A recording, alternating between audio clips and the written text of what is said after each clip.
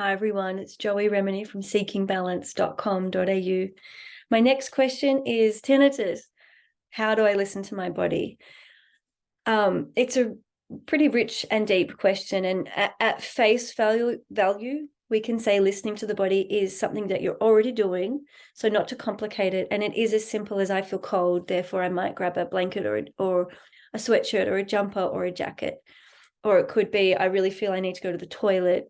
It could be, I'm really feeling my body tell me that I'm hungry. So at some level, we're all doing this. We're listening to those interoception bodily cues on the inside, and it's helping us develop actions about what we should do in response to what our body's telling us and how our body's experiencing the world. As we continue body scanning, as we enter the Rocksteady program and we start to become more nuanced and we deepen our relationship with ourselves, there's that invitation to also look at our emotional world, our thought patterns, our fears. There's lots of journaling exercises. So beyond body scanning of the physical body and sensations, there's also listening to the emotional and mental and spiritual landscape which you're digesting and experiencing. And my biggest encouragement would be trust yourself. Like even this question of how do I listen to my body? Maybe the body's looking for that reassurance. Like I'm just sort of experimenting in real time here. But the fact that that question's coming up, you can actually notice that and say, okay, there seems to be a lack of confidence that I can't, or I'm telling myself I can't listen to my body. And maybe that is something for you to lean into, be compassionate towards, be kind, and look for ways you can build that trust up between you and your body. So we want to have lots of opportunities of going, okay, body, I'm really feeling that you feel a lack of confidence, that you're feeling that you're not sure how to access the inner wisdom and respond to the body and listen to the body. And I'm actually listening to you right now, body, in that worry. And I want to let you know that we've got this. I'm with you. I'm hearing you. And if there are lots and lots of disorganized thoughts and worries, do your journaling, do your tapping, help to really organize that space and clear what's really going on and the fundamental statements or beliefs that might be driving a lot of it. And it's not that we want to get rid of it. We just really want to create space for it and be compassionate and be loving. The body and the mind want to work together as a team. So it's not, I'm not in any way, shape or form recommending sort of cognitive behavioral therapy or CBT where the therapist can be encouraging you to argue with yourself or to fight against the thoughts. Like, of course you understand, of course you listen to your body. You know, I've got all this evidence against. So we're not doing that. We're bringing compassionate awareness to that particular pattern of worry that I feel that I'm not very good at listening to my body. And we want to find ways to build up our trust, but also just to hold space for that icky feeling. So when we feel vulnerable and not good enough, that's the body's way of saying, I want support and compassion. I want someone to hold me. And more often than not, as adults, we'll be holding ourselves. Occasionally, we might be in a position to go and ask for a cuddle, to speak to a therapist or a loved one or a friend, and to get that beautiful witnessing and holding. In the Rocksteady program, we have our monthly grief and soul tending circle for this space of being witnessed and held, to be authentic, to take our masks off. And also in the live Q&A calls, there's opportunity to be heard and seen and held and understood. But for the most part, we'll be doing that for ourselves. So literally just understanding that when I feel vulnerable in my body and at some level I feel like I'm not good enough, or I wish I was better, or I feel like I'm failing at life, the body is actually saying, please, I need reassurance, I need comfort, I need compassion. And literally that is listening to the body. So it's not about changing the worries. It's not about getting rid of the beliefs or fears. It's about seeing them with non-judgment, with non-bias, with loving kindness, and really bringing that compassion in to hold space for yourself. So there's a vulnerability, seeking support. That's a pattern that all humans experience. When I feel vulnerable, my body wants reassurance and support. And once we get really good at identifying, okay, I'm vulnerable right now, I need self-compassion, reassurance, and support, we can have all those tools from the Rocksteady program to bring that compassion, kindness, and support. So we've got our other common interoception and emotional landscapes. So we've got our contentment feelings, and that's when we're not growing, we're not trying to get better, we're not trying to earn anything, we're just content as we are here and now. And we're just feeling the yummy, warm, fuzzy presence. And what that information is telling us as we feel those contented feelings in our body, and there's many different ones, you know, possibly groundedness, centeredness, calm, they all fall into this contentedness style of embodied experience. That's the body just saying, let's stay here, let's not change anything, let's just stay with this contented sensation and breathe here and bring our focus here and enjoy it, because you know what, at some point it's going to end. And, you know, something in life's going to happen, and this contented experience is going to be finite because everything is changing. So contentedness is telling us stay. Vulnerability is saying I need reassurance, support, and compassion. Then we've got things like anger, hurt, feeling mad, feeling rage, those kind of big embodied feelings, probably also frustration and anxiety. That's probably saying my boundaries feel violated. I feel unsafe. This feels uncertain and unpredictable. I feel like I'm powerless in this moment.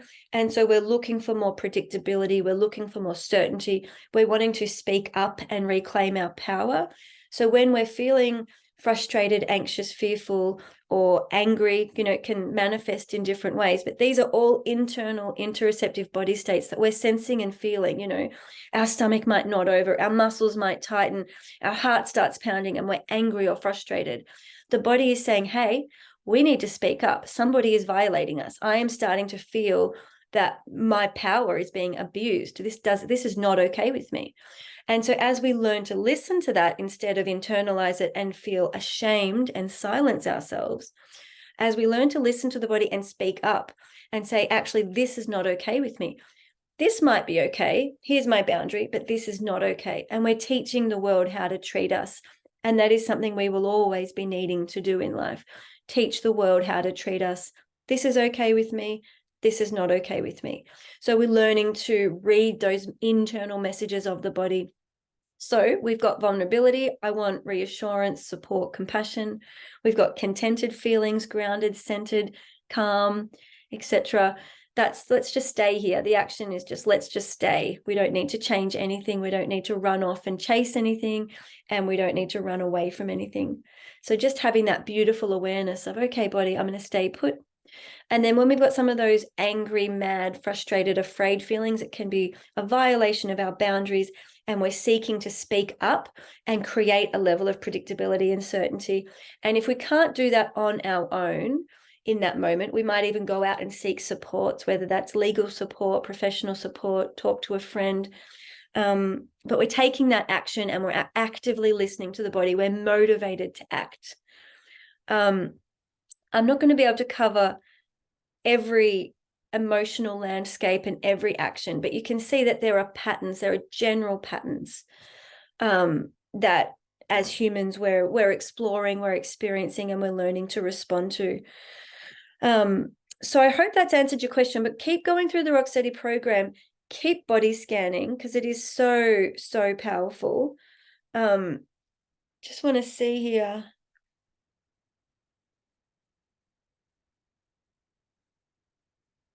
Yeah, so it's really, as we body scan, we just get connected to more felt sense, and also the mental, emotional landscape. So the more familiar we are with ourselves, the more detail we can see, and the more we can quickly and effectively respond, instead of getting caught up into rumination and regurgitation, sort of unhelpful habits. And also we could get caught up in fight, flight, freeze, fawn stress responses, which are protective and defense mechanisms. They're sometimes very useful, but when we're actually safe and there is no life-threatening situation, it's more productive to just go, okay, what am I sensing and feeling, and what can I do about it? What feels authentic? So yeah, the only other one I haven't discussed is when we do feel very uplifting, happy, striving emotions. That's when the body's saying more, more, more, more, you know, and that's that sort of growth feeling that I want to play more tennis. I want to have more of these rich conversations. I want to study more or read more. Whereas the contented ones are more, let's just stay here and not do more. Let's just chill out and be with it. So I hope that's been useful. So keep sticking with the process of Rocksteady. And I would say if you're having these ongoing doubts that I can't listen to my body, maybe start journaling on it or tapping on it, or just body scanning more frequently with your spotlight on what's my action here. as I listen and feel to my body, how can I then lovingly respond?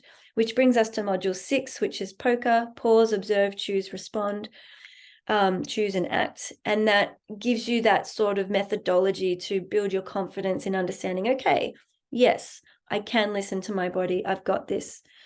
And how that all works in with tinnitus, I suppose, is our tinnitus sensations are something that we can body scan and we can respond to, but keeping in mind that as we're body scanning, we're not focusing on tinnitus.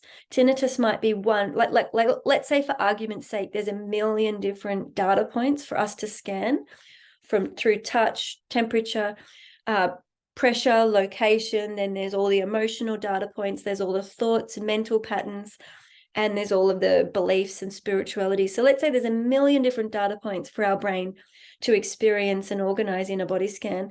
Tinnitus is one data point. So it's not taking up a lot of our time as we body scan. So I think that's also just something really useful to come back to.